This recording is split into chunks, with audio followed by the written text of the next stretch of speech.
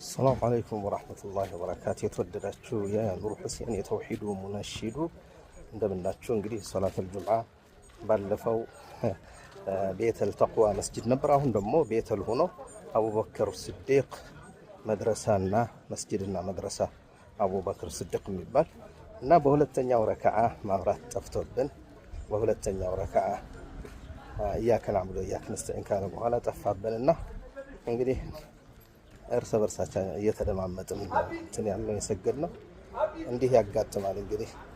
እንግዲህ ሹክረን ጀዚላ ብለናል። ወጀዛኩሙላህ ኸይር።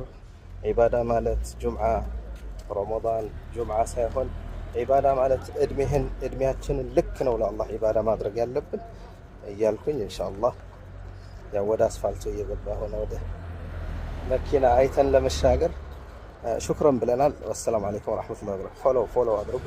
ዩቲዩቤን አደራ ሰብስክራይብ አድርጉልኝ። እሺ ሹክረን።